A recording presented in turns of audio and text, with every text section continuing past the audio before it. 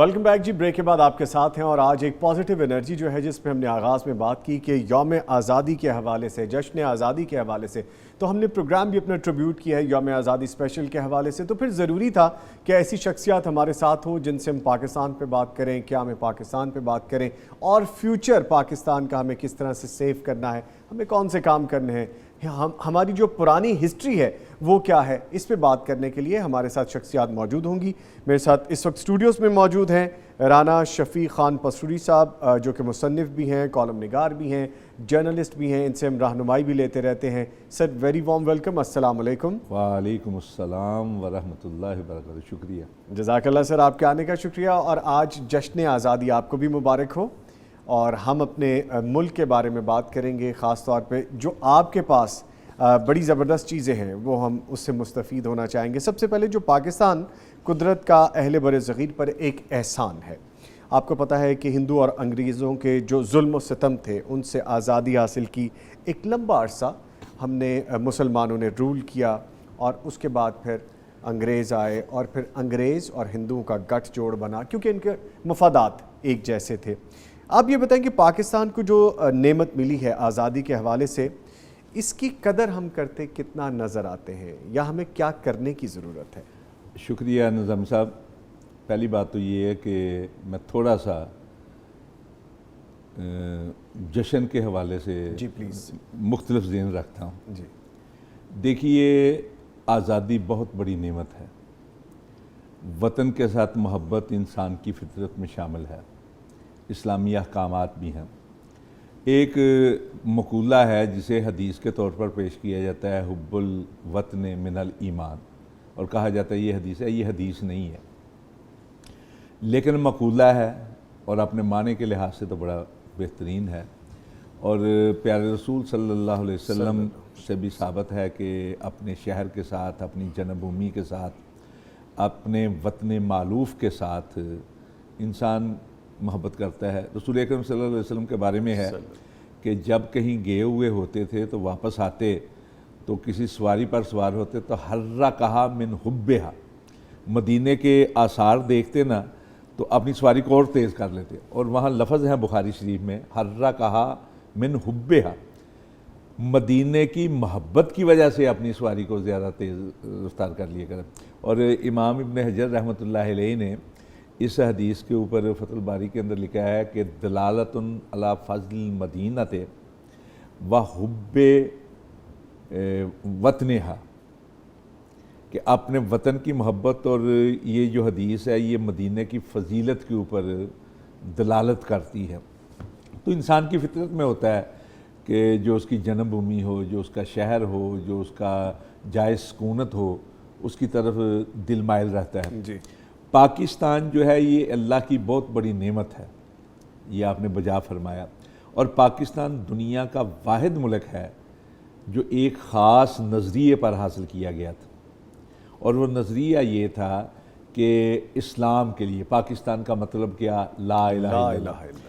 آپ جانتے ہیں، میں بھی ایک طالب علم کی حیثیت سے ہم نے بھی پڑھا ہے، بچے بھی پڑھتے ہیں. مطالعہ پاکستان کے اندر یہ چیز ہے کہ دو قومی نظریہ تھا. دو قومی نظریہ کیا تھا کہ ایک مسلمان ہے، ایک غیر مسلم ہے. ان کی بود و باش الگ ہے، ان کا مذہب الگ ہے، ان کا انداز زیست الگ ہے، رہنے سہنے کے طریقے الگ ہیں. اور ہندو جو تھے وہ تو اپنا اس طرح اپنا جو ہے نا نفرت کرتے تھے مسلمانوں کے ساتھ کہ مسلمانوں کو تو چھوڑیں، وہ ان کے اندر جو جاتی کا سسٹم ہے وہ نچلی جاتی والوں کے ساتھ جو سلوک کرتے ہیں اس کو انہوں نے اپنے مذہب کا حصہ بنایا ہوا ہے. یعنی جو اچھوت ہیں، جنہیں شودر کہا جاتا ہے، جنہیں دلت کا نام دیا گیا ہے اس وقت انڈین آئین کے مطابق، ان کے ساتھ ان کے سلوک کا یہ عالم ہے کہ وہ اپنے مندر میں بھی داخل نہیں ہونے دیتے. کہتے ہیں اپنا الگ مندر بناؤ. اور اگر کسی جگہ بیٹھے ہوئے ہیں تو کسی دلت کا سایہ پڑ جائے نا کسی برہمن پر تو وہ اس کو سزا دیتا ہے. پانی پینے کے لیے باقاعدہ ان کے مذہب کے اندر یہ لکھا ہوا ہے کہ دلت جو ہے، شودر جسے کہتے ہیں، چھوت، وہ اس طرح بیٹھ کے پانی نہیں پی سکتا دریا کے اوپر بھی جس طرح سے پانی آ رہا ہے. وہ اس طرف جا کے پیے گا برہمن جہاں سے پانی چھوڑ رہا ہے.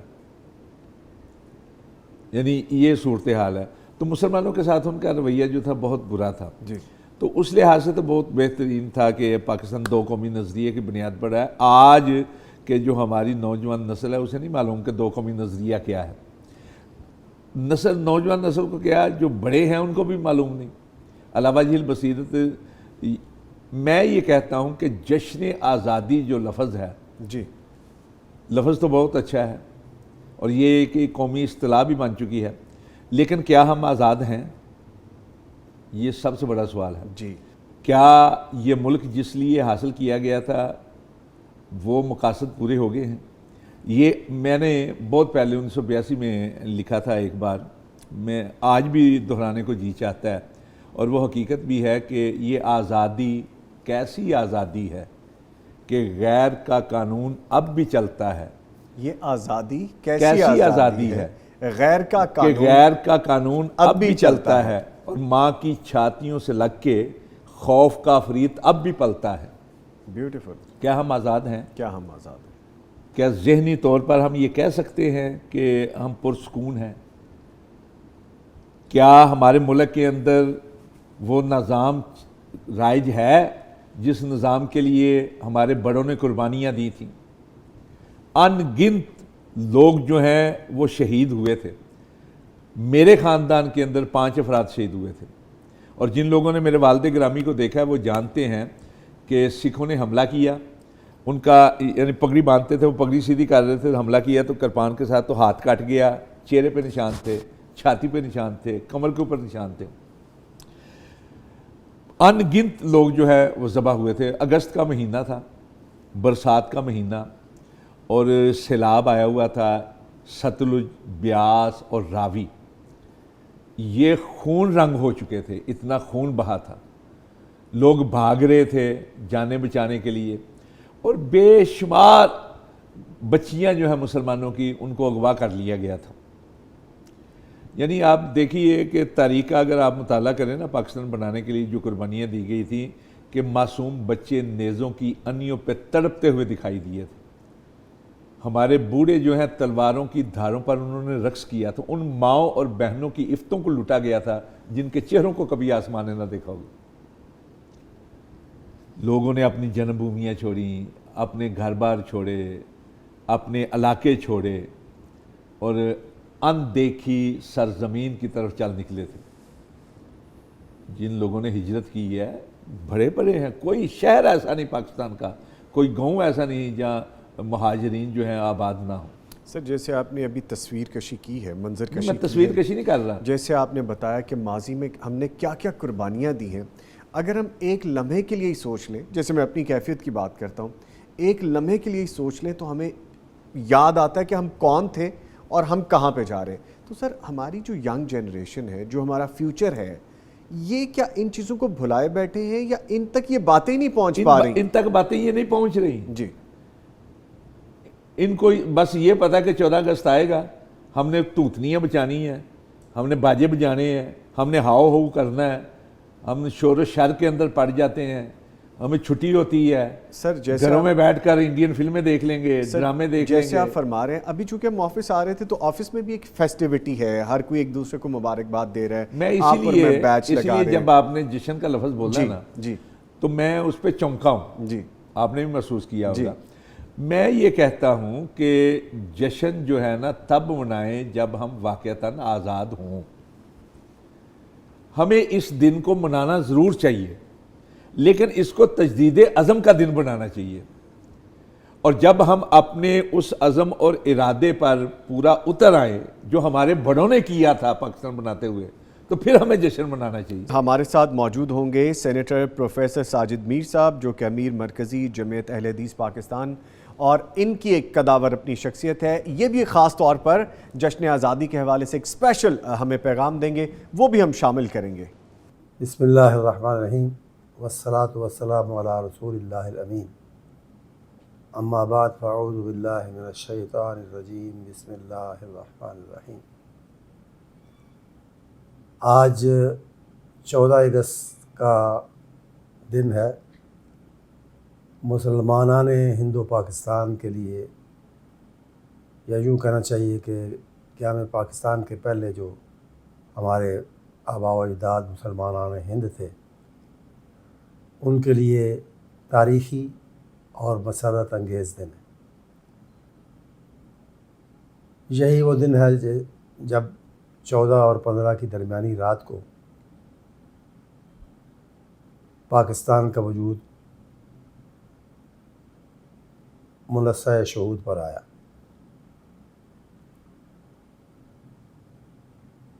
پاکستان کا قیام مسلمانان ہند کی ایک طویل صبر آزما جد و جہد کا نتیجہ ہے۔ اصل میں تو یہ ظاہر ہے اللہ کا فضل ہے اس کا قیام، لیکن اس کے پیچھے مسلمانان ہند کی قائد اعظم محمد علی جناح کی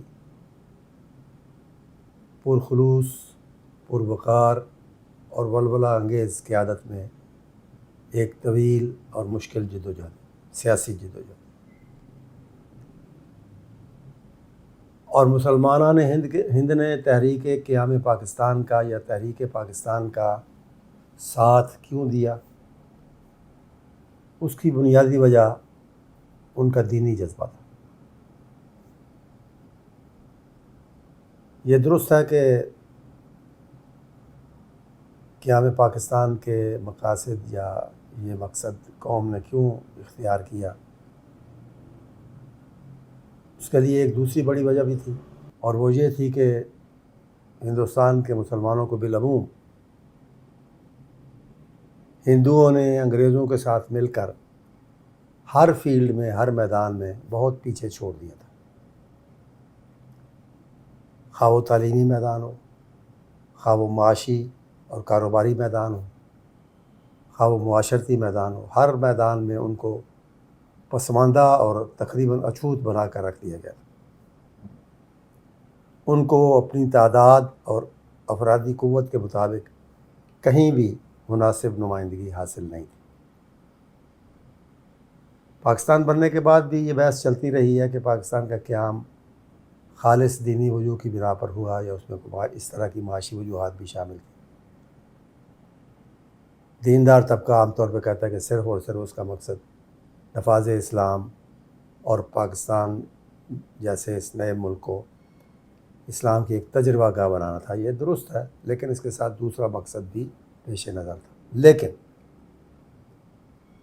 مسلمانان ہند نے بالعموم جو اس کا ساتھ دیا، وہ پہلی وجہ، پہلی بنیاد، پہلی اسی جو ہدف تھا، یعنی نفاذ اسلام یا اسلامی معاشرے کا قیام، ایک ایسا ماحول، ایک ایسا ملک وجود میں لانا جس میں وہ بلا کھٹکے اپنے دین پر عمل کر سکیں اور اس کو زندگی کے ہر شعبے میں نافذ کر سکیں۔ یہ ان کو ایک آئیڈیل دیا گیا تھا، ایک ہدف دیا گیا تھا، اور اس ہدف کا خلاصہ اس نعرے میں تھا کہ پاکستان کا مطلب کیا؟ لا الہ الا اللہ۔ میں پورے یقین اور وثوق کے ساتھ کہتا ہوں کہ اگر یہ نعرہ متحدہ ہند کی، متحدہ ہندوستان کی فضاؤں میں نہ گونجتا تو آج ہم اس آزاد خود مختار پاکستان کے اندر بیٹھے ہوئے نہ ہوتے۔ تو یہ اس کا بنیادی مقصد یا دو بنیادی مقاصد میں سے ایک تھا۔ اصل بنیادی مقصد اسی کو کہنا چاہیے۔ دوسرا اپنی جگہ اہم ہے، لیکن اس کی حیثیت قدر ثانوی، یعنی معاشی وجوہ۔ اب سوال یہ ہے کہ اتنا بڑا ہدف اور اتنا اہم ہدف وہ آج تک ہم صحیح معنوں میں حاصل کیوں نہیں کر سکے؟ اسے کیا رکاوٹیں ہیں اور کیا رہی ہیں؟ میں سمجھتا ہوں، میرے نزدیک اس کی سب سے بنیادی وجہ یہ ہے کہ مسلمانان ہند جن کا اور جن کی جد و جہد کا میں تذکرہ کر رہا ہوں، ماضی میں بھی اور حال میں بھی پاکستان اور ہندوستان کے جو مسلمان ہیں بالعموم، ان کی اپنے دین سے جذباتی وابستگی، یا کہہ سکتے ہیں کہ زبانی وابستگی، تو بہت ہے، اچھی خاصی ہے، اسے بے پناہ بھی کہا جا سکتا ہے، لیکن عملی وابستگی کم ہے اور بہت کم ہے۔ یعنی دین پر عمل کے حوالے سے ہم کمزور ہیں، دین کی محبت، دین کی قدر، اللہ اور اس کے رسول صلی اللہ علیہ وسلم سے محبت اور ان کا جو کہنا چاہیے حب اللہ اور حب رسول صلی اللہ علیہ وسلم، اس میں تو ہندوستان کے، متحدہ ہند کے یا موجودہ ہندوستان اور پاکستان کے لوگ بہت آگے ہیں، لیکن عملی زندگی میں، عملی انفرادی زندگی کی میں بات کر رہا ہوں، اس میں نفاذ اسلام کم ہے۔ یعنی ہم پورے ملک میں یا پورے معاشرے میں تو اسلام نافذ کرنے کا نعرہ لگاتے ہیں اور خواہش رکھتے ہیں اور چاہتے ہیں، یا چاہتے تھے، اب بھی چاہتے ہیں، لیکن اپنے آپ کو اچھا مسلمان بنانے سے بالعموم گریزاں ہیں یا سست ہیں۔ تو جو بندہ اپنے ایک مختصر سے 5-6 فٹ کے جسم پر دین کی محبت کے باوجود اسے نافذ نہیں کر سکتا، نہیں کرتا، اس سے کیسے یہ توقع کی جا سکتی ہے کہ اجتماعی زندگی میں وہ اسے نافذ کرے گا؟ اجتماعی میں نافذ کرے گا تو بہت سے کام اسے اسلامی تعلیمات کے مطابق چاروں ناچار پھر کرنے پڑیں گے۔ تو انفرادی زندگی میں اسلام لانے سے بہت مشکل ہے اجتماعی زندگی میں اسلام لانا۔ فرد کو مسلمان بنانے سے کہیں مشکل ہے اجتماع کو یا سوسائٹی کو یا معاشرے کو مسلمان بنانا۔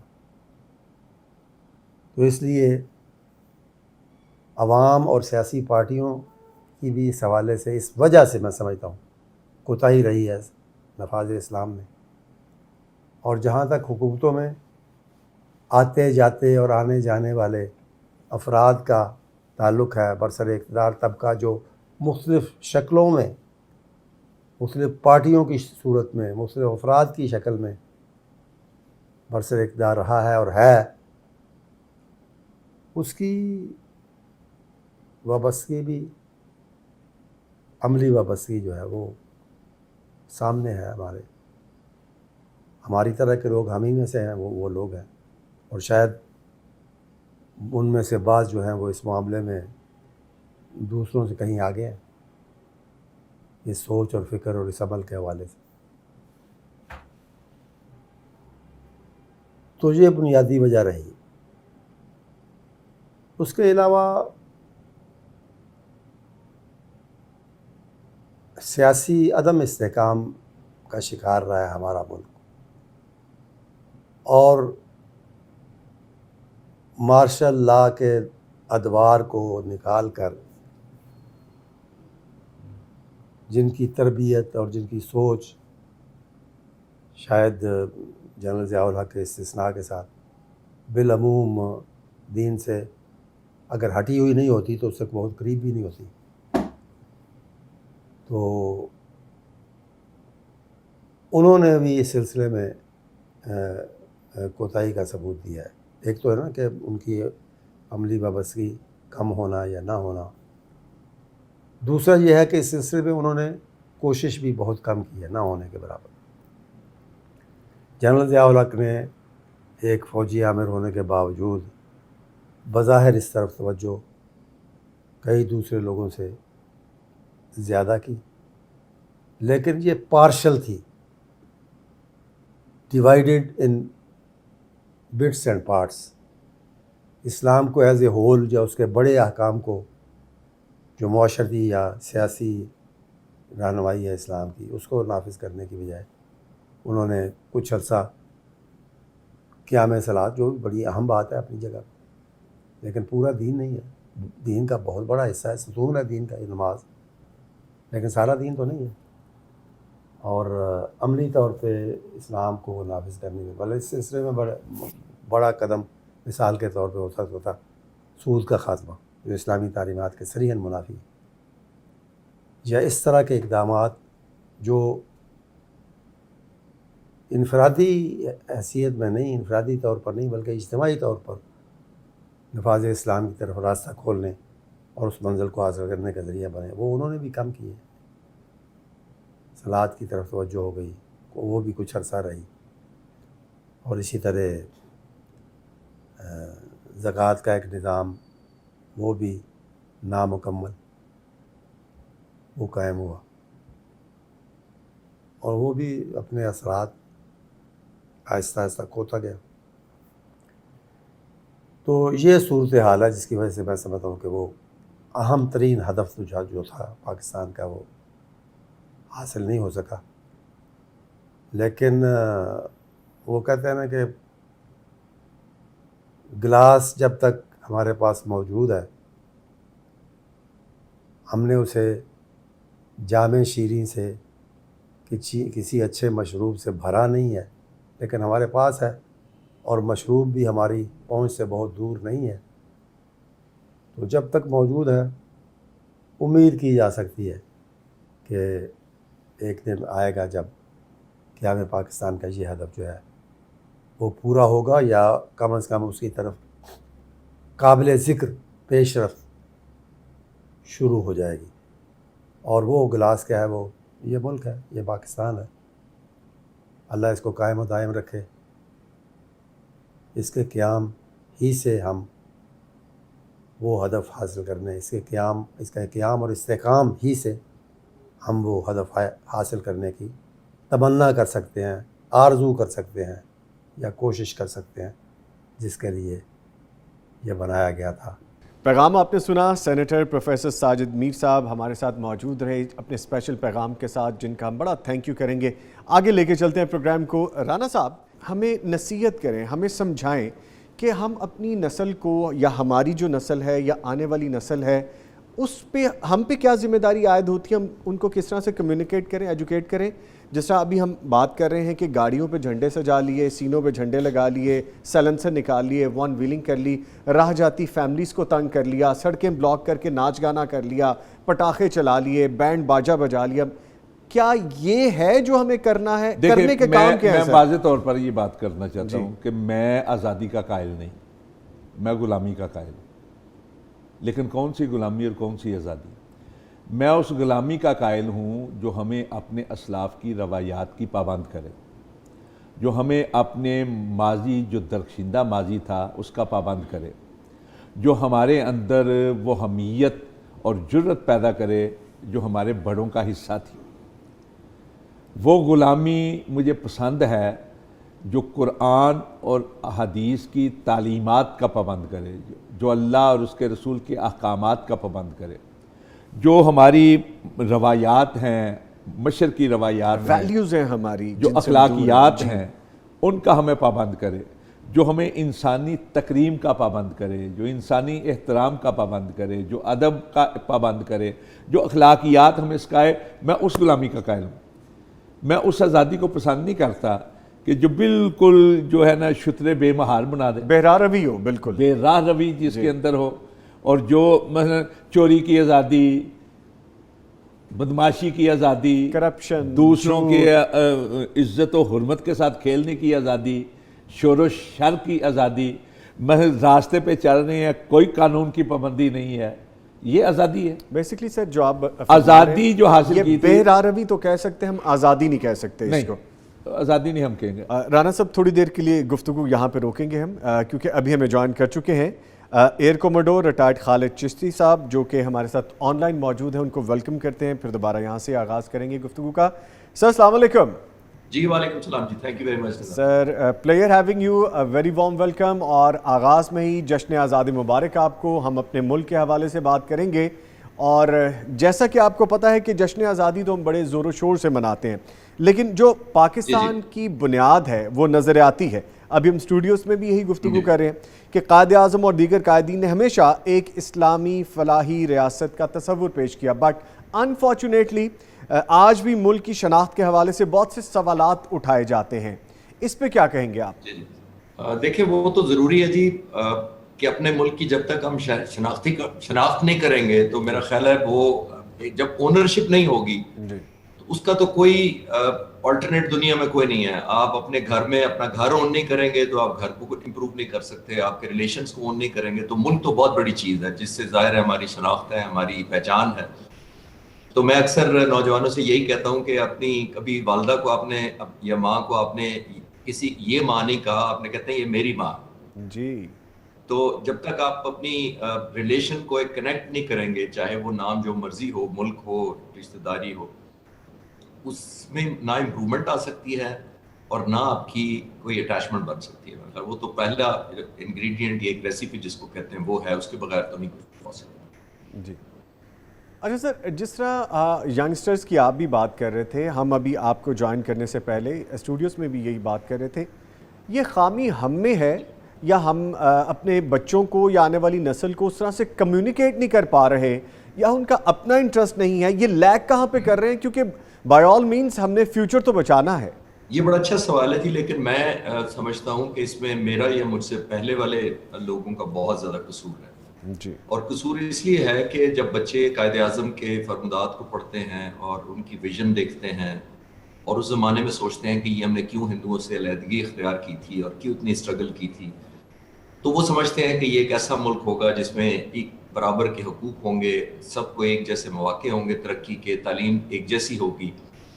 تو جب وہ پریکٹیکلی جب اپنے یونیورسٹی سکولز میں جاتے ہیں وہ کہتے ہیں نہ ہماری تعلیم ایک جیسی ہے, نہ ہمارے پرولیجز ایک جیسے ہیں, نہ ہماری اپرچونیٹیز ایک جیسی ہیں. جب ہم نکلتے ہیں کوئی سفارش کرا کے آگے نکل جائے, کوئی کسی کا بچہ ہوتا ہے, کسی کی فیس نہیں کسی سے دی جا رہی. تو انفارچونیٹلی جو میں اور مجھ سے پہلے والے لوگ ہیں وہ پاکستان ان بچوں کو نہیں دے سکے جو وہ پڑھتے ہیں, کیونکہ جب آپ کے خواب ٹوٹتے ہیں تو پھر آپ کی لائلٹی بھی ٹوٹ جاتی ہے, پھر آپ کی کمٹمنٹ بھی ٹوٹ جاتی ہے اور پھر آپ کی امید بھی ٹوٹ جاتی ہے. تو میرا خیال ہے ہم قصوروار ہیں, ہم وہ ملک جو ہمیں نئی نسل کو دینا چاہیے تھا, جس لیول کی ان کو ایک ترقی یا کانفیڈنس یا اعتبار اپنے ملک کے اوپر, اپنی صلاحیتوں کے اوپر نظر آنا چاہیے تھا, وہ بدقسمتی سے ہم نہیں دے پائے. اب کلاسز ہیں ہمارے, ایسے لگتا ہے کہ کچھ خاص لوگوں کے لیے ملک بنا تھا اور باقی لوگ جو ہیں وہ صرف اس لیے پیدا ہوتے ہیں کہ وہ بڑے ہوں گے اور مزدوری کریں گے اور کوئی ان کے خواب نہیں ہوں گے. وہ صرف اپنے میں ہمیشہ لوگوں کو ایک بات ضرور کرتا ہوں, آپ کے ویورز کو گزارش کرتا جاؤں, میرا یقین یہ ہے کہ انسان میں اور جانوروں میں ایک ہی چیز کا فرق ہے صرف, کیونکہ انسان کے ان کے خواب یا ایمبیشنز ہوتے ہیں انسانوں کے, ورنہ کھانا وہ بھی کھاتے ہیں, ریپروڈکشن وہ بھی کرتے ہیں, نئی نسل تیار کرتے ہیں, خود مر جاتے ہیں. تو ہم میں اور جانوروں میں سب سے زیادہ فرق ہی یہی ہے کہ ہمارے ڈریمز ہوتے ہیں, ہمارے خواب ہوتے ہیں, ہمارے وشز ہوتی ہیں. جب وہ ختم ہو جاتا ہے تو پھر ہم جانوروں کے بہت قریب چلے جاتے ہیں, بیکاز ہمارے وشز نہیں رہتے تو ہمارا مقصد ختم ہو جاتا ہے.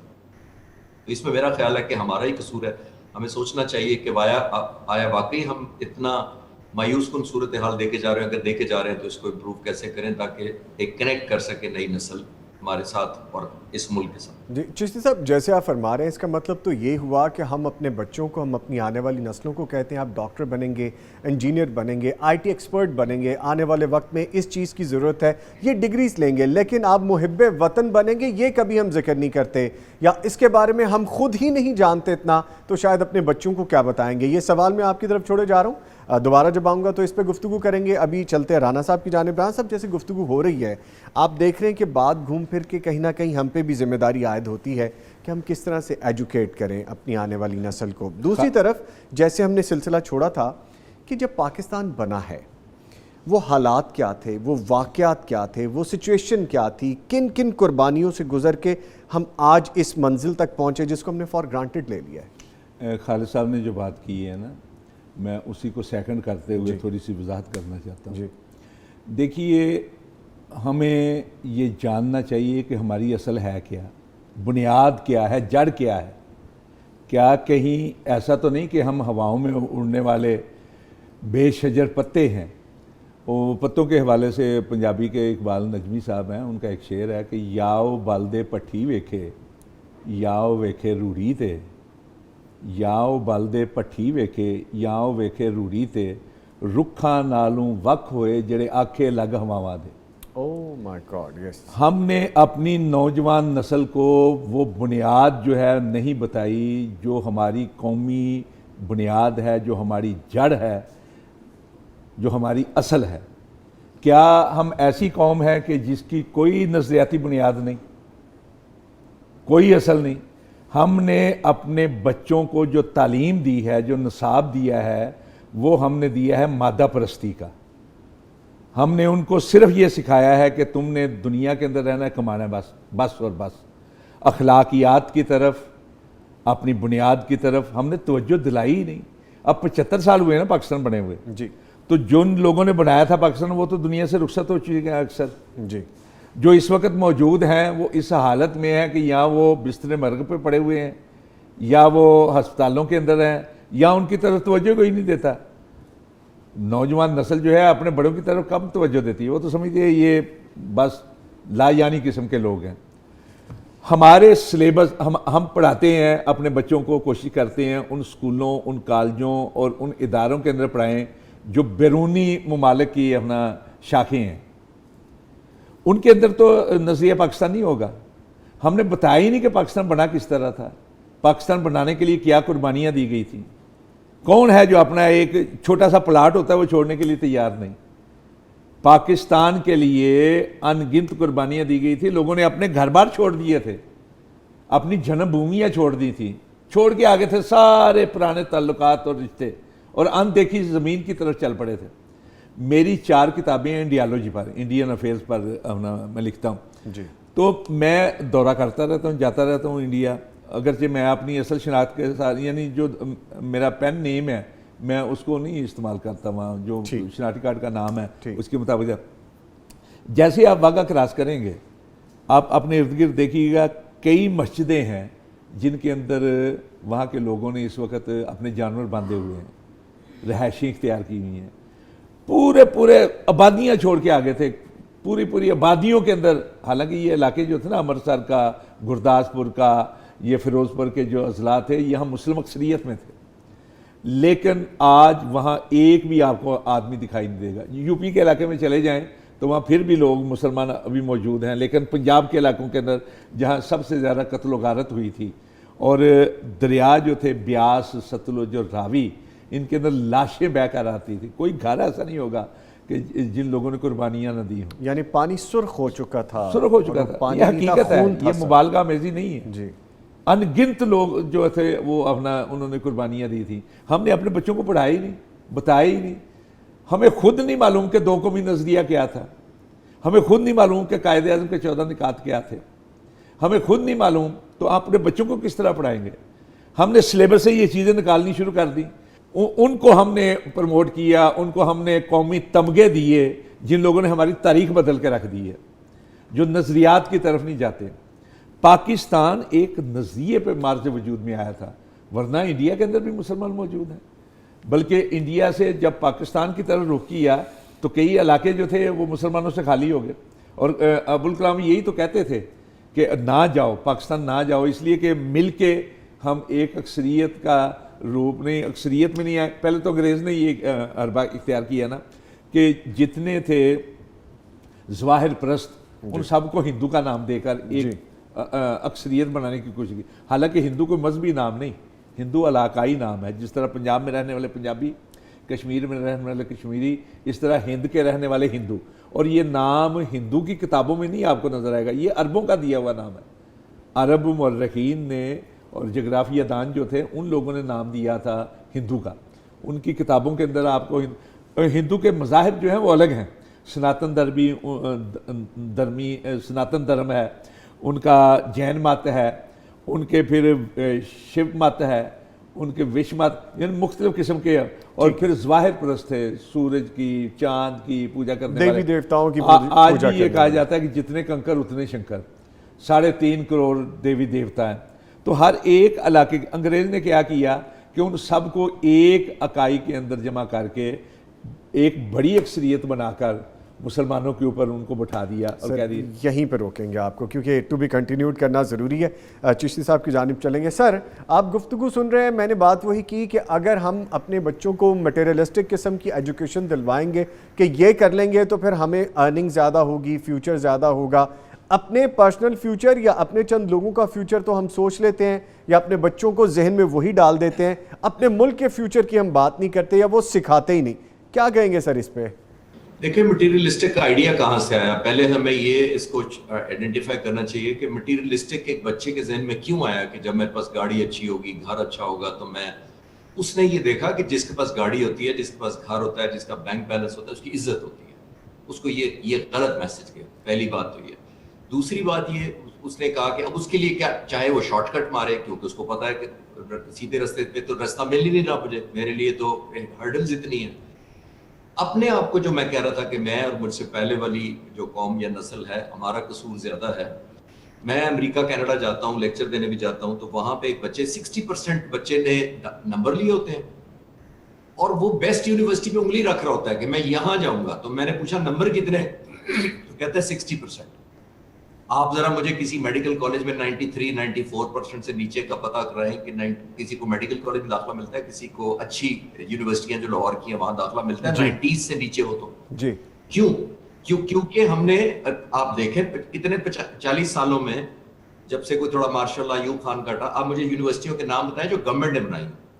مجھے میڈیکل کالجز کے نام بتائیے جو گورنمنٹ نے کہا کہ ہماری پاپولیشن اتنی بڑھ رہی ہے، ڈبل سے زیادہ ہو گئی ہے پچھلے 40 سالوں میں یا 50 سالوں میں، تو ہم کمپیٹیبل ایجوکیشن، باقی تو چھوڑے، ایجوکیشن ہی ٹول ہے نا جس سے اس نے کل کو امیر بھی ہونا ہے، مٹیریلسٹک بھی ہونا ہے، پیسے بھی اکٹھے کرنے ہیں، گھر بھی بنانا ہے.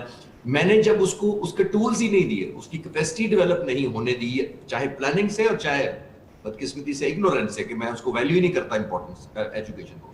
تو آپ خود بتائیے مجھے کہ جب امریکہ کینیڈا میں ایک بچہ 55-60% لے کے بیسٹ یونیورسٹی پہ انگلی رکھتا ہے کہ یہاں جاؤں گا، تو پاکستان میں سوچ بھی نہیں سکتا. کیوں؟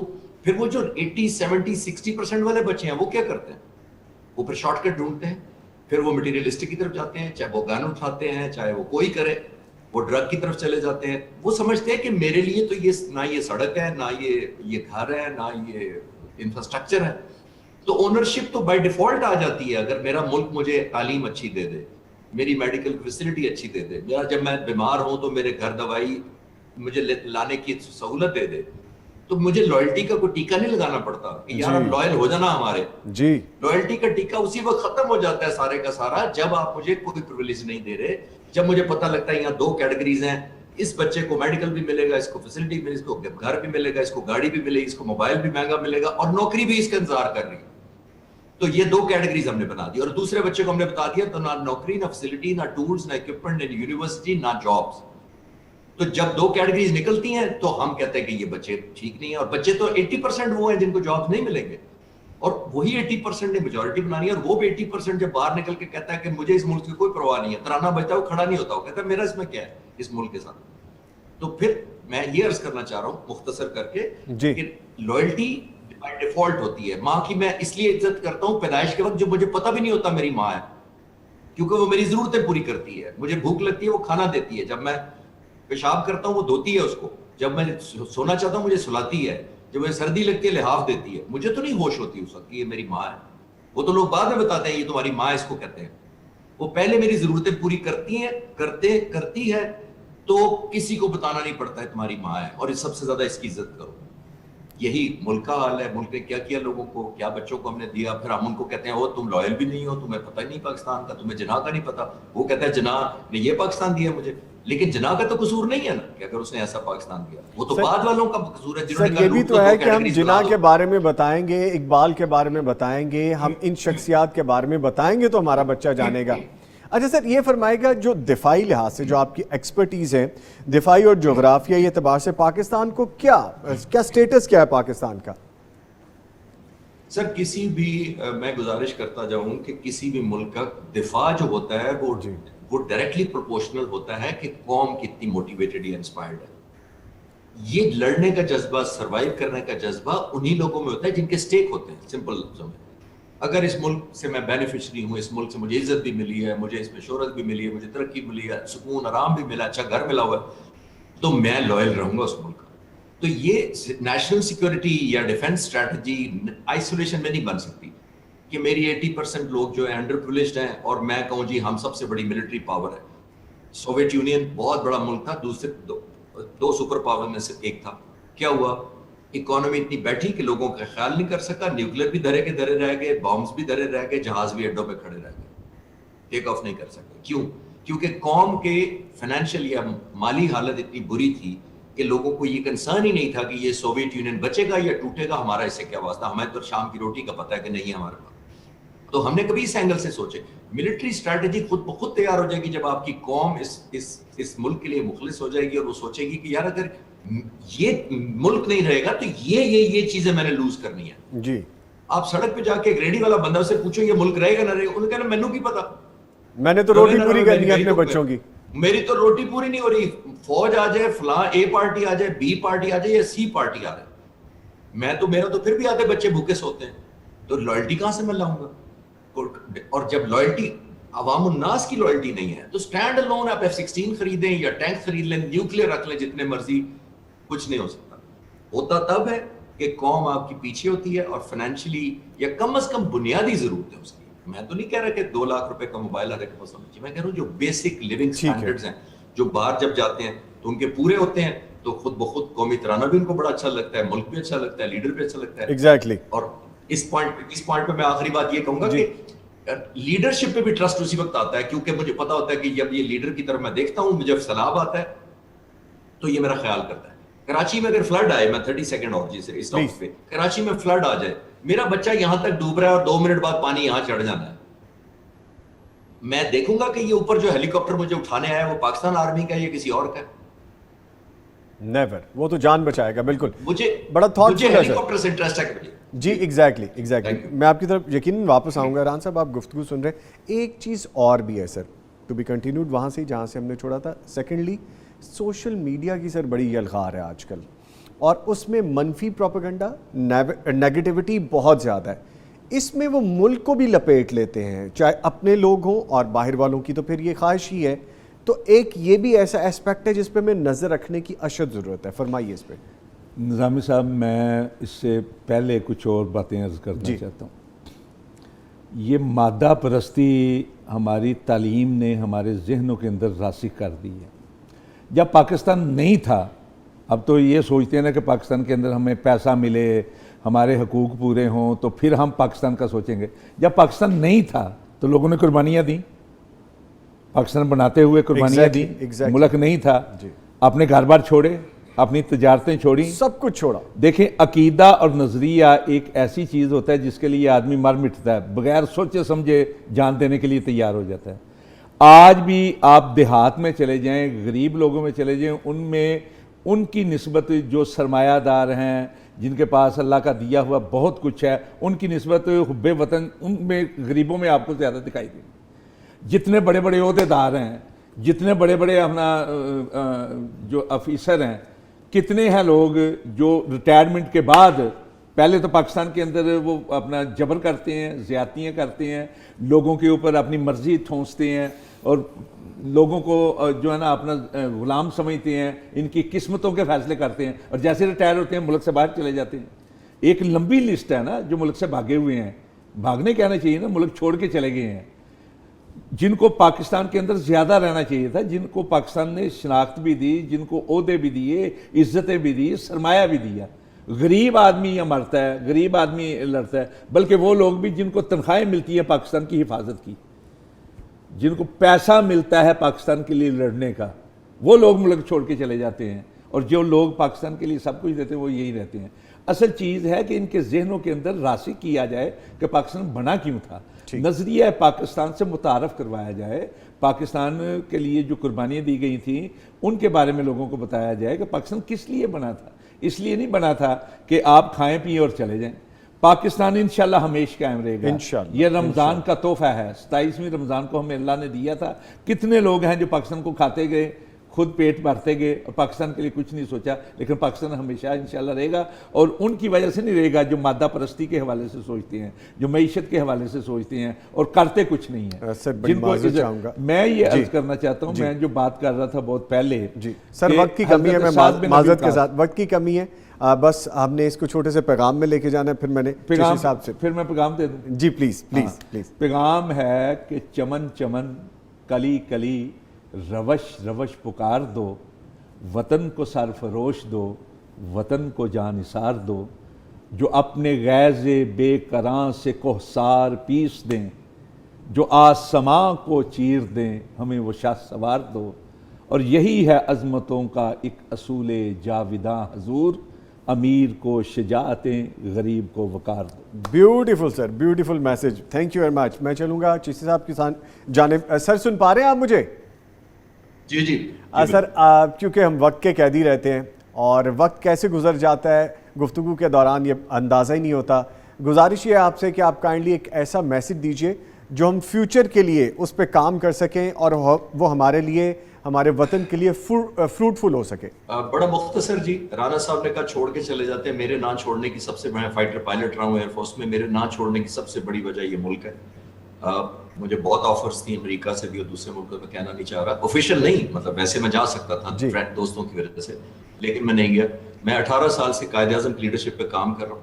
میں گزارش یہ کرنا چاہ رہا ہوں کہ میں نے پھر ڈیجیٹل کے، میں بھی تھوڑا سا ایڈ کر دوں جی ڈیجیٹل پہ، میں بھی 3 سال سے میرے خالد چشتی کے نام سے یوٹیوب چینل چلا رہا ہوں، اس پہ آپ کو قائد اعظم کی ڈاکومنٹریز ملے گی جو ان کے آنر پہ، کیونکہ میں نے U S A, Canada, you کے میں جب لیکچر دیا قائد اعظم پہ تو انہوں نے کہا جی آپ چلے جائیں گے 200 بندوں سے بات کر کے، تو واقعی میں نے پھر آ کے سوچا کہ واقعی یہ ڈیجیٹل زمانہ ہے، میں تھوڑی رانا صاحب کی بات کو آگے لے کے چلتا ہوں، تو واپس آ کے میں نے چینل بنایا۔ آج بھی میرے سب سے بڑی ناز ہے، اب آتے ہیں کہ بچوں کو میں کیا کہنا چاہوں، بچوں کو میں صرف یہ کہنا چاہ رہا ہوں کہ جو ہم سے غلطیاں ہیں وہ درگزر کر دیں، انشاءاللہ ان کو اپنے لیے وہ بہتر پاکستان پائیں گے، ایک شرط کے اوپر کہ اس کو اونرشپ دیں۔ یہ positivity that we need always, کہ ہمیں اس طرح کی سوچ کی اشد ضرورت ہے، صرف یہ نہیں کہ ہم رونا روتے رہیں چیزوں کا، ہمیں پروڈکٹیوٹی، ہمیں پازیٹیو چیزوں کی جانب بڑھنے کی اشد ضرورت ہے۔ So once again thank you very much. Air commodore retired Khalid Chishti صاحب ہمارے ساتھ لائن پہ موجود تھے اور ہمارے ساتھ اسٹوڈیوز میں موجود رہے رانا شفیق خان پسروری صاحب۔ سر آپ کے بھی آنے کا بہت شکریہ، جو باتیں رہ گئیں، آپ کا بھی شکریہ، ویلکم سر، جو باتیں رہ گئی انشاءاللہ پھر کبھی کسی نشست میں ہم اس کو مکمل کرنے کی کوشش کریں گے انشاءاللہ۔ تو اسی نوٹ کے ساتھ یار زندہ صحبت باقی، آپ سے ملتا ہے ایک بریک کے بعد، ہمارے ساتھ رہیے گا۔